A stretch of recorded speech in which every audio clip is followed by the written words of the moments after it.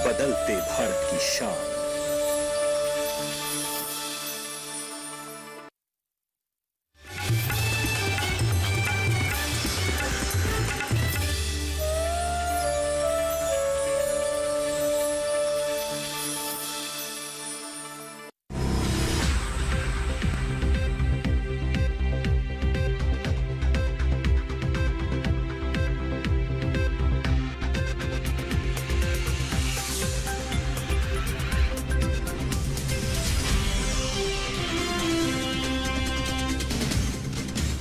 नमस्कार, आप देख रहे हैं दूरदर्शन किसान। मंडी खबर में आपका स्वागत है। मैं हूं अदिति शर्मा। आज के मंडी खबर में हम आपको बताएंगे धान के हाल के बारे में। बात होगी धान रिकॉर्ड उत्पादन की, एमएसपी पर सरकारी खरीद की और सरकारी खरीद से किसानों को हो रहे लाभ की। लेकिन आइए सबसे पहले नजर सुर्खियों पर। इस साल रही धान की रिकॉर्ड उपज, 10 करोड़ टन से भी अधिक चावल उत्पादन का अनुमान।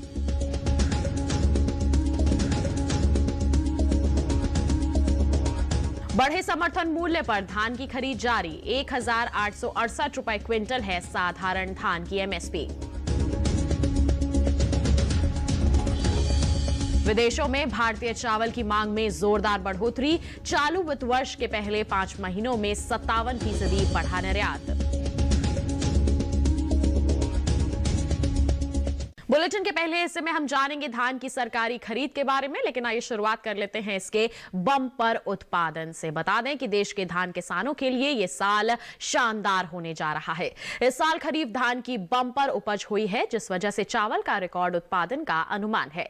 कृषि मंत्रालय का कहना है कि इस साल खरीफ चावल का उत्पादन 10 करोड़ 23 लाख टन हो सकता है। आइए इसी पर आधारित एक खास रिपोर्ट आपको दिखा देते हैं। देश में साल खरीफ सीजन में धान की रिकॉर्ड तोड़ उपज का अनुमान है, जिस वजह से चावल का रिकॉर्ड उत्पादन होगा। किसानों ने इस साल धान की खेती को बढ़ाया था और साथ में मौसम भी फसल के अनुकूल रहा। यही वजह है कि धान की बम्पर फसल हुई है और चावल उत्पादन का नया रिकॉर्ड बन रहा है। कृषि मंत्रालय की तरफ से जारी फसल वर्ष 2020 और 21 के पहले अग्रिम अनुमान के अनुसार इस साल देश में खरीफ चावल का उत्पादन 10.23 करोड़ टन तक पहुंच सकता है, जो खरीफ चावल उत्पादन का अब तक का रिकॉर्ड होगा।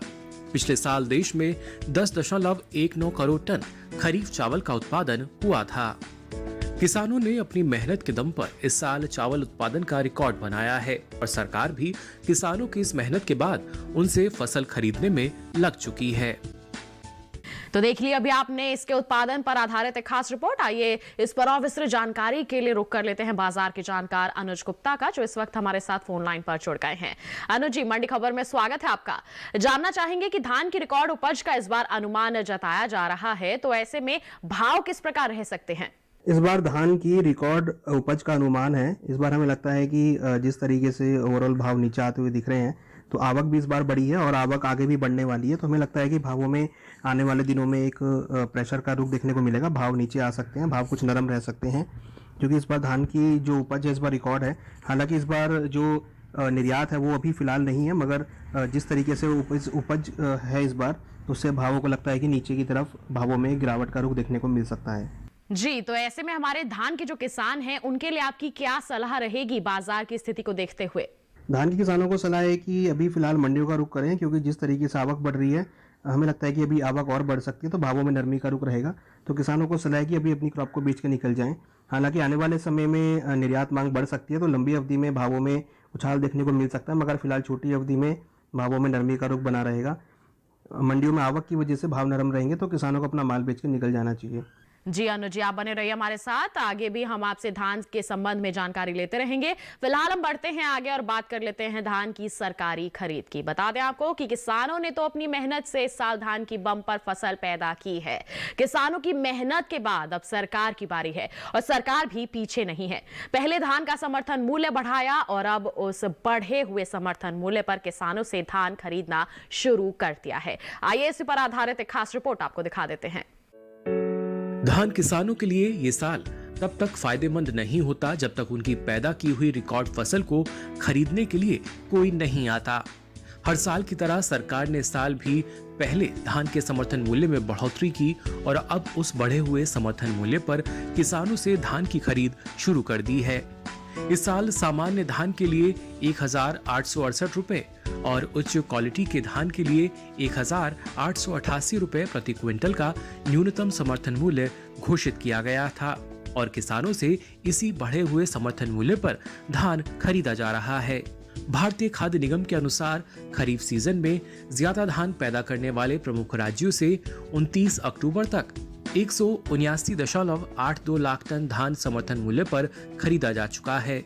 निगम के अनुसार सबसे अधिक पंजाब से 122.22 लाख टन, हरियाणा से 46.30 लाख टन, उत्तराखंड से 4.05 लाख टन, उत्तर प्रदेश से 3.51 लाख टन, तमिलनाडु से 3.40 लाख टन और बाकी 34,000 टन अन्य राज्यों से खरीदा गया है। आगे चलकर धान की सरकारी खरीद में तेजी आने की संभावना है और ज्यादा राज्यों में ये खरीद होगी। तो अभी आपने नजर डाली एक खास रिपोर्ट पर, बढ़ते हैं आगे, रुक कर लेते हैं फिर से एक बार बाजार के जानकार अनुज गुप्ता का। अनुज जी, समर्थन मूल्य पर धान की खरीद की जा रही है, ऐसे में किसानों के लिए एमएसपी जो है वो क्यों जरूरी है? समर्थन मूल्य पर धान की खरीद हो रही है, ये किसानों के लिए बहुत ज़रूरी है, क्योंकि अगर हम देखें तो ज़्यादा आवक होने की वजह से कई बार भाव नीचे आ जाते हैं। तो इसकी वजह से सरकार के द्वारा जो एमएसपी दिया जाता है उससे किसानों को अपनी क्रॉप का वाजिब दाम मिलता है। तो एमएसपी किसानों के लिए बहुत ज़रूरी है, क्योंकि कई बार ज़्यादा भाव नीचे आने की वजह से किसानों को नुकसान उठाना पड़ता है। मगर अगर किसान एमएसपी का रेट रहेगा तो किसानों को नुकसान उठाना नहीं पड़ेगा और उससे उनको अपनी क्रॉप का वाजिब दाम मिलेगा। जी, साथ ही आपसे जानना चाहेंगे कि जिस रफ्तार से खरीद हो रही है उसे देखते हुए आपको क्या लगता है खरीद का काम कब तक खत्म हो जाएगा? जिस रफ्तार से खरीद हो रही है हमें लगता है कि अभी फिलहाल खरीद का सिलसिला चलेगा, क्योंकि ये हमें लगता है कि दिसंबर मिड तक खरीदारी बरकरार रहेगी। हालांकि सरकारी खरीद भी है और प्राइवेट कंपनीज की तरफ से भी यहाँ पे खरीद देखने को मिल रही है। हरियाणा, पंजाब, राजस्थान, एमपी के अंदर खरीदारी बढ़ती हुई दिख रही है। हमें लगता है कि फिलहाल अभी खरीदारी का क्रम चलता रहेगा और अभी लगता है कि फिलहाल 1 से 1.5 महीना और खरीदारी का क्रम चलेगा। जी बिल्कुल अनुज जी, आप बने रहिए हमारे साथ, आगे भी आपसे जानकारी लेते रहेंगे। फिलहाल बुलेटिन में वक्त हो चला है एक छोटे से ब्रेक का। ब्रेक के उस पार हम देखेंगे बढ़ी एमएसपी से किसानों को लाभ। बने रहिए दूरदर्शन किसान पर और देखते रहिए मंडी खबर।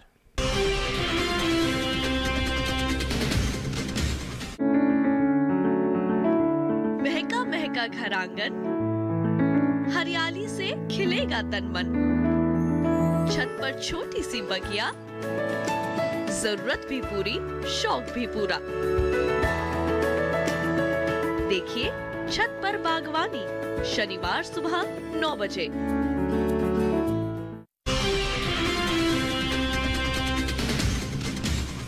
ब्रेक के बाद आपका दूरदर्शन किसान पर फिर से स्वागत है। आइए बढ़ते हैं आगे, बताते हैं आपको कि ऐसा नहीं है कि सिर्फ इसी साल किसानों से समर्थन मूल्य पर धान खरीदा जा रहा है। सरकार हर साल किसानों से समर्थन मूल्य पर धान खरीदती है, लेकिन पिछले कुछ सालों से खरीद हर साल बढ़ रही है और इस साल इसमें और भी बढ़ोतरी की उम्मीद है, जिसका लाभ सीधे हमारे किसानों को होगा। आइए इसी पर आधारित एक खास रिपोर्ट आपको यहाँ दिखा देते हैं। धान किसानों से सरकारें पहले भी धान खरीदती रही हैं और पहले भी धान के समर्थन मूल्य में बढ़ोतरी की गई थी, लेकिन मौजूदा सरकार के कार्यकाल में पिछले कुछ वर्षों से हर साल धान की खरीद बढ़ रही है और ज्यादा किसानों तक धान के बढ़े हुए समर्थन मूल्य का लाभ पहुंचाया जा रहा है। धान की सरकारी खरीद की बात करें तो भारतीय खाद्य निगम के अनुसार इस साल 29 अक्टूबर तक 179.82 लाख टन धान खरीदा जा चुका है। फसल वर्ष 2019 और 20 में पैदा हुई फसल का 769.02 लाख टन धान खरीदा गया है और फसल वर्ष 2018 और 19 में हुई फसल का 660.10 लाख टन धान खरीदा गया था। पिछले वर्ष किसानों से ज्यादा धान खरीदा गया था और इस वर्ष पिछले साल के मुकाबले और ज्यादा खरीद होने की संभावना जताई गई है। तो ये थी हमारी एक खास रिपोर्ट। हमारे जो बाजार के जानकार हैं वो लगातार फोन लाइन पर बने हुए हैं, एक बार फिर उन्हीं का रुख कर लेते हैं। अनुज जी, सरकार साल दर साल धान की खरीद को बढ़ा रही है, इस पर आप क्या कहेंगे? खरीदारी जो बढ़ाना है वो कितना जरूरी है? सरकार अभी साल दर साल धान की खरीद बढ़ा रही है, क्योंकि सरकार के पास स्टॉक को बढ़ाना है और अपने को आत्मनिर्भर करने के लिए सरकार इस बार धान की खरीद बढ़ाती हुई जा रही है। हमें लगता है कि ये आत्मनिर्भर बनने के लिए धान की खरीद करना ज़रूरी है और धान के स्टॉक को बढ़ाना बहुत ज़रूरी है। जिस तरीके से हमने देखा है कि इस बार कोविड-19 में सरकार ने गरीब कल्याण योजना में धान को भी रखा है, तो इसलिए कभी भी ऐसी प्रॉब्लम आए तो सरकारी स्टॉक्स के द्वारा किसान गरीब लोगों को या गरीब कल्याण योजना में इसको डिस्ट्रीब्यूट किया जाए। तो इसलिए बहुत ज़रूरी है कि कभी भी ऐसे पेंडेमिक के समय या कभी भी ऐसी स्थिति आने पर सरकारी खरीद का जो माल है वो यूज़ किया जा सके। तो इसलिए स्टॉक को बनाना बहुत ज़रूरी है, जिससे इन्फ्लेशन भी कंट्रोल रहता है और समय पर इसको यूज़ भी किया जा सकता है। जी, खरीदने के बाद सरकार उस धान का करती क्या है, किस तरह से उसका प्रबंधन किया जाता है या फिर क्या किया जाता है? खरीदने के बाद सरकार इस धान का राशनिंग के द्वारा डिस्ट्रीब्यूट किया जाता है। साथ में गरीबों को ये जो धान है वो डिस्ट्रीब्यूट किया जाता है। साथ में जब भी रेट ऊपर जाते हैं तो रेट को कंट्रोल करने के लिए सरकार एजेंसियों द्वारा इसको ओपन मार्केट में बेचती है, तो इससे रेट जो है वो कंट्रोल में रहते हैं। और सरकार जब खरीदती है तो एमएसपी भी खरीदती है, तो इससे किसानों को भी फ़ायदा रहता है। और जब भाव ऊपर जाते हैं तो इसको प्राइस को कंट्रोल करने के लिए भी सरकार इस धान का उपयोग करती है। और अपने जो स्टॉक रहते हैं उसको मेंटेन रखने के लिए भी सरकार इसका उपयोग करती है। और साथ में कई बार इसको सरकार द्वारा इंपोर्ट भी एक्सपोर्ट भी किया जाता है, जिससे आने वाले समय में फॉरेन एक्सचेंज का भी यूज़ होता है। तो हमें लगता है कि सरकार के द्वारा ये काफ़ी बड़ा अच्छा स्टेप है जो कि सरकार धान के को खरीद कर उसका स्टॉक बनाती है। जी बिल्कुल बिल्कुल अनुज जी, आप बने रहिए हमारे साथ। फिलहाल हम बढ़ते हैं आगे, बात कर लेते हैं इसकी एमएसपी यानी कि न्यूनतम समर्थन मूल्य की। बता दें आपको कि धान एक ऐसी फसल है जिसकी खेती लगभग पूरे देश में होती है और सरकारी एजेंसियां भी देश के 20 से ज्यादा राज्यों में किसानों से धान खरीदती हैं। ऐसे में समर्थन मूल्य बढ़ने का लाभ देश के अधिकतर धान किसानों तक निश्चित ही पहुंचेगा। आइए इसी पर आधारित एक खास रिपोर्ट आपको दिखा देते हैं। देश में चावल सबसे पैदा होने वाला अनाज है और इसके लगभग देश के हर राज्य में धान की खेती होती है। किसानों को सरकारी भाव का लाभ मिल सके, ऐसे में देश के 20 से ज्यादा राज्यों या केंद्र शासित प्रदेशों में सरकारी एजेंसियां धान की खरीद करती हैं, क्योंकि धान का अधिकतर उत्पादन खरीफ सीजन में ही होता है। ऐसे में आगे जो खरीद होगी वह खरीफ सीजन में धान पैदा करने वाले राज्यों से ही की जाएगी।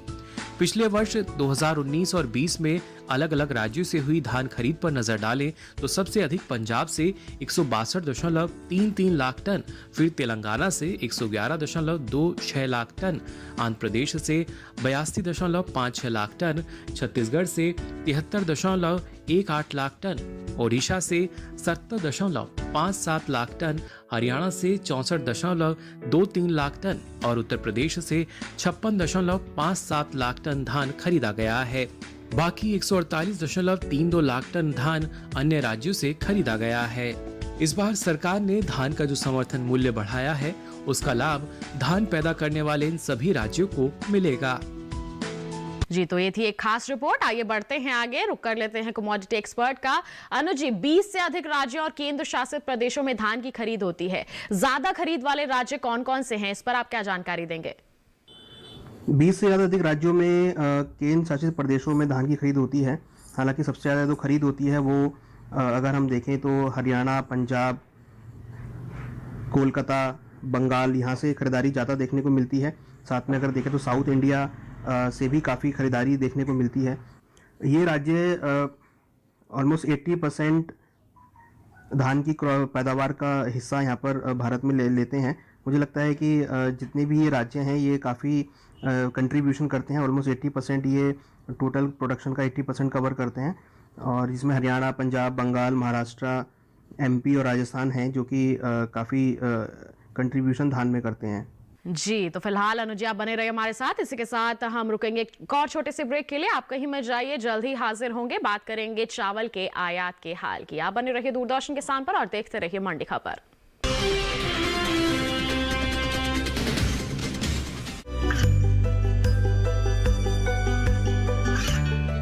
गांवों और पिछड़े क्षेत्रों में सरकारी योजनाओं की जानकारी पहुंचा।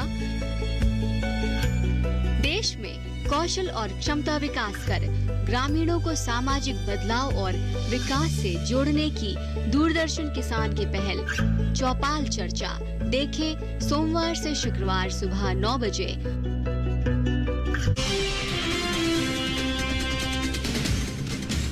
ब्रेक के बाद आप सभी का फिर से स्वागत है मंडी खबर में। धान के अधिक समर्थन मूल्य और फसल के लिए अनुकूल मौसम के अलावा एक वजह और है जो धान किसानों के लिए फायदेमंद साबित हो सकती है। विदेशों में भारतीय चावल की मांग में जोरदार बढ़ोतरी हुई है। इससे किसानों के धान की मांग लगातार और भी ज्यादा बढ़ सकती है। धान किसानों के लिए इस साल सरकार ने समर्थन मूल्य बढ़ाया है। मौसम ने भी सहयोग दिया और किसानों ने खेती भी बढ़ाई। ये तमाम बातें किसानों के लिए फायदेमंद साबित हो सकती हैं। इनके अलावा भारतीय चावल की विदेशों में बढ़ती मांग से धान के किसानों को और फायदा मिल सकता है।